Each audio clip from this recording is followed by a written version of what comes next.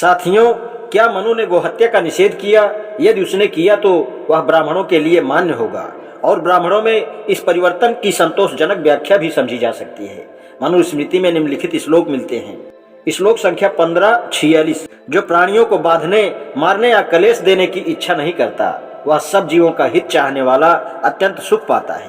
अगला अर्थ है, जो किसी प्राणी को दुख नहीं देता, वह जिस धर्म को मन से चाहता है, जो कर्म करता है, जिस परमार्थ पर ध्यान लगाता है, वह उसे अनायास ही प्राप्त होता है। प्राणियों की हिंसा किए बिना कभी मांस उत्पन्न नहीं हो सकता।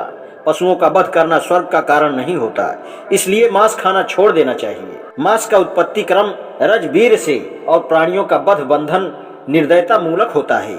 इस बात पर अच्छी तरह विचार कर सब प्रकार के मांस भक्षण को त्याग देना चाहिए। यदि इन श्लोकों को ठोस निषेध आज्ञाएं स्वीकार कर लें तो इससे ही इस बात की पर्याप्त व्याख्या हो जाती है कि ब्राह्मण मांसाहार छोड़कर शाकाहारी क्यों बन गए।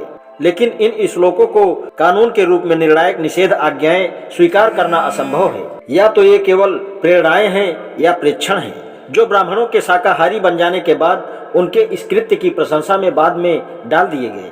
वह दूसरी बात ही ठीक है, क्योंकि मनुस्मृति के इसी 5वें अध्याय में ही आने वाले दूसरे श्लोकों में सिद्ध होता है। ब्राह्मण ने यह सब प्राण के लिए अन्न ही कल्पित किया है। अस्थावर अन्न, फल आदि और जंगम पशु पक्षी आदि सब प्राण के ही भोजन हैं। चरों का अन्न अचर, तृण आदि, दाढ़ वालों का बिना दाढ़ के हिरण आदि, हाथ वालों को बिना हाथ के जीव मछली आदि, और शेरों का अन्न भीरू पुरुष है। खाने वाला जीव खाने योग्य प्राणियों को प्रतिदिन खाकर भी दोष भागी नहीं होता, क्योंकि ब्रह्मा ने ही खाद्य और खाने वाले दोनों का निर्माण किया है। मांस खाने वाले मद्यपान और मैथुन में दोष नहीं है, क्योंकि यह मनुष्यों की प्रवृत्ति है, परंतु इससे निवृत्त होना महाफलदायी है। मंत्रों द्वारा पवित्र किया मांस खाना चाहिए और शास्त्रोक्त विधि से मांस खाना चाहिए तथा प्राणों पर संकट आ पड़ने पर खाना चाहिए।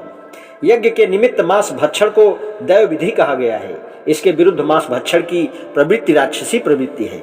खरीद कर या खुद कहीं से लाकर या किसी का दिया हुआ मांस देवताओं और पितरों को अर्पित कर खाएं तो खाने वाला दोषी नहीं होता।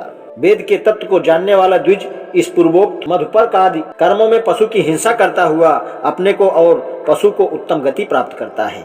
खुद ब्रह्मा ने यज्ञ के लिए और सब यज्ञों की समृद्धि के लिए पशुओं का निर्माण किया, इसलिए पशु का वध अहिंसा ही है। औषधियां, पशु, वृक्ष, कछुए आदि और पक्षी, ये सब यज्ञ के निमित्त मारे जाने पर फिर उत्तम योनि में जन्म ग्रहण करते हैं। मनु इसके आगे कहते हैं और मांसाहार अनिवार्य ठहराते हैं, इसलिए श्लोक ध्यान देने योग्य है।